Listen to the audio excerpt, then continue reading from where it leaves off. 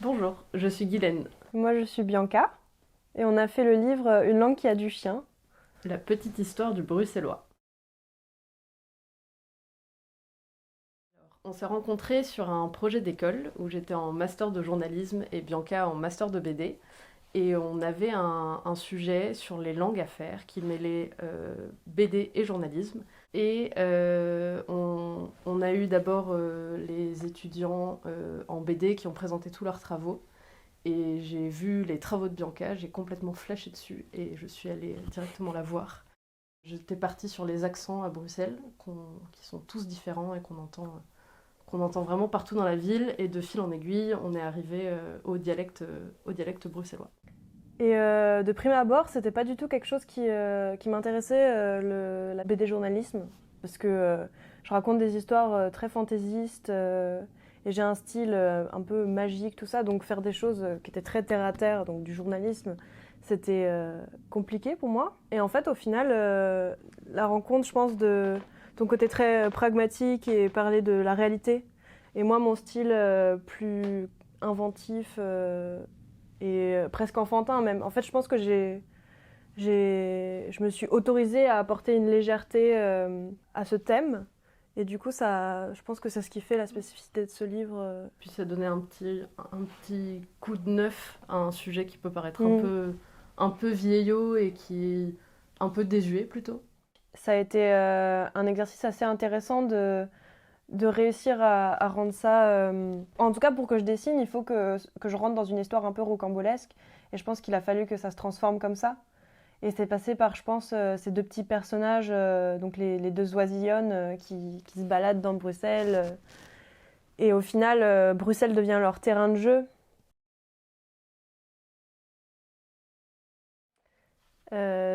Bruxelles, c'est notre ville d'adoption à toutes les deux. On vient respectivement de Bordeaux et de Paris.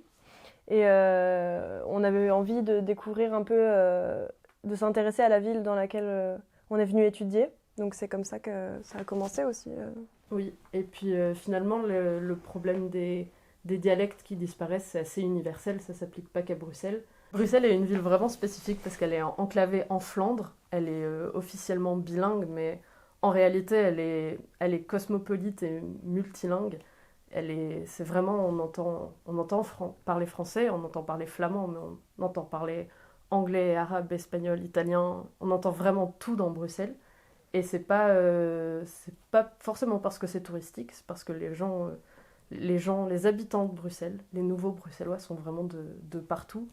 Et c'est ce qui rend la ville encore plus attrayante et intéressante.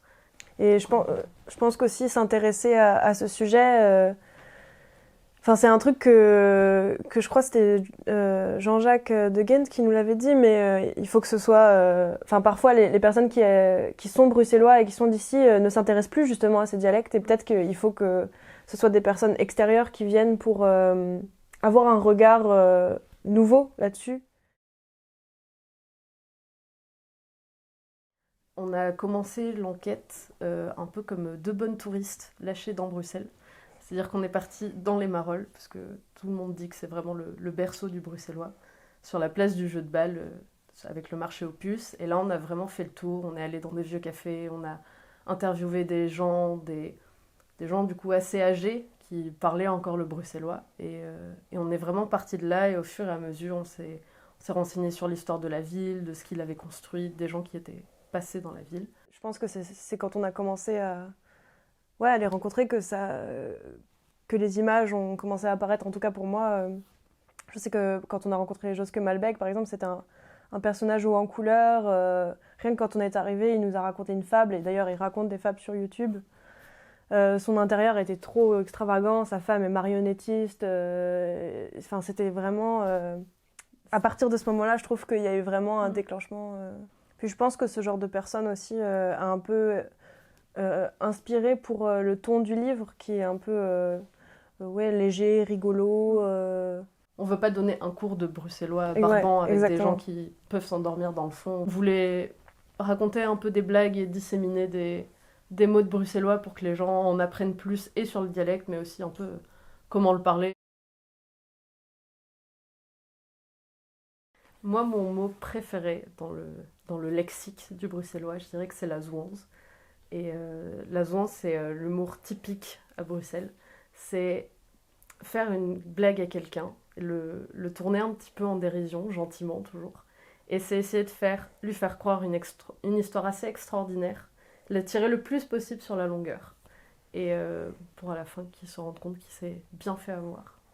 Et, euh, et après avoir passé quelques heures avec Joske Malbec, on en a appris quelques-unes qui étaient pas mal.